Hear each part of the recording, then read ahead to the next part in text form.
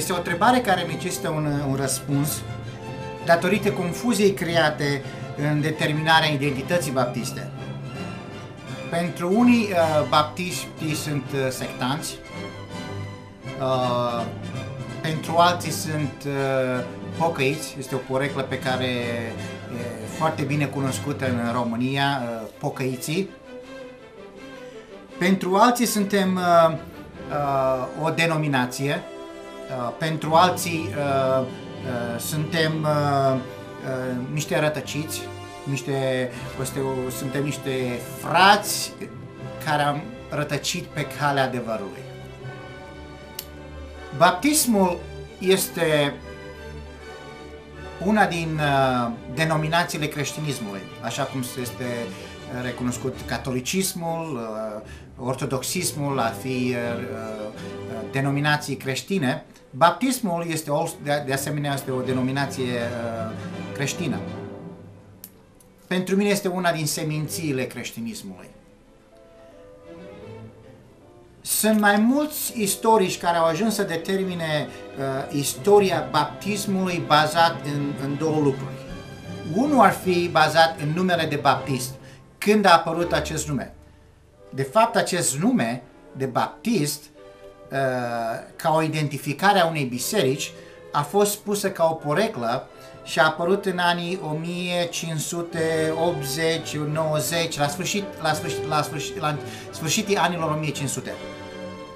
Fiind o poreclă, de fapt, totul începând ca o bătaie de joc, pentru că aceste persoane se botezau ca adulți și nu ca copii mici.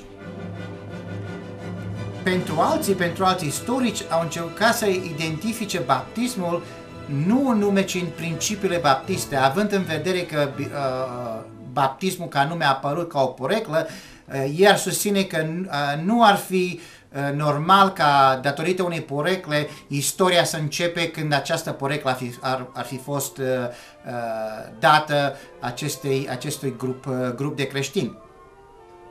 Pentru unii creștini, de fapt, principiile baptiste merg de la începutul bisericii primare. Acești istorici susțin că principiile baptiste au fost menținute de-a lungul anilor, ajungând chiar la acel timp când baptiștii și-au primit această poreclă pentru că botezau pe persoane adulte.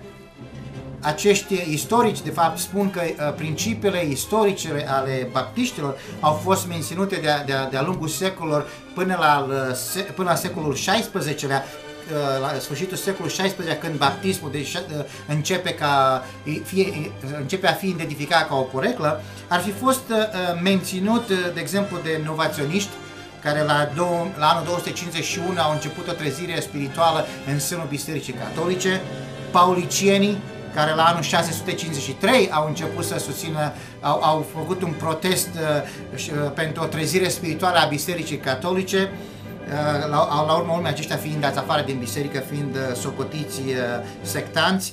Valdezii, care la 1120 au făcut un protest împotriva Bisericii Catolice, împotriva Romei, susținând că Biserica Catolică de fapt a ajuns să fie anticristul. Principiile baptiste au fost și sunt recunoscute de istorici creștini, nu numai baptiști, dar istorici protestanți, catolici, având cumva ramuri până și o identificare până la începutul bisericii primare. În România, baptismul are origini mai noi, istoria baptiștilor din România fiind scrisă de câțiva istorici, teologi, cum ar fi Alexa Popovici, pe care am ajuns să-l cunosc personal și am ajuns să vorbesc cu el despre istoria baptiștilor.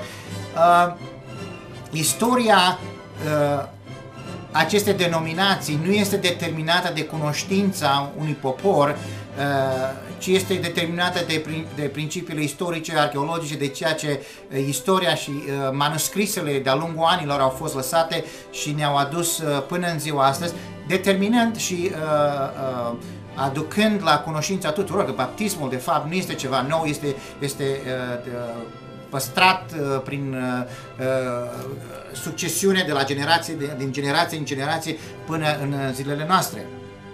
De fapt, baptismul în România, eu personal fiind a 5-a generație de baptist, este o credință care își are principiile în Scripturi.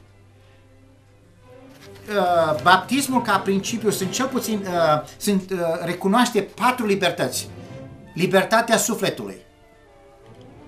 Fiecare are capacitatea de a alege singur. Auzind cuvântul lui Dumnezeu, ajungi la o concluzie sau alta, nu ai nevoie și nu este nevoie de ca altcineva să decidă pentru tine. A doua libertate este libertatea bisericii. Fiecare biserică are o libertate în practică și în învățătură. De exemplu, în bisericii din România, în unele biserici se practică botezul la râu, în altele în baptister, au fost chiar botez și la mare, alții cântă într-un fel, alții într-altă, unii au fanfară, alții au orchestră. Fiecare biserică are o libertate locală.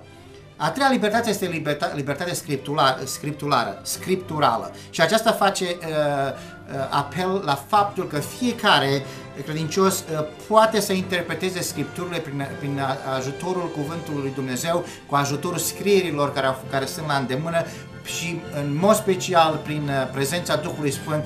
Fiecare persoană ajunge la o interpretare și o înțelegere personală a mesajului Evangheliei. A partea libertate este libertatea religioasă. Și aceasta face apel la practică. 4 libertăți: libertatea sufletului, a bisericii, a scripturilor și religioase. Sunt 4 lucruri, 4 identități pe care baptismul își le are indiferent unde se află și pe care le-am menționat de-a lungul secolului. Shalom! Sper că această mică introducere să fie de folos unora dintre voi.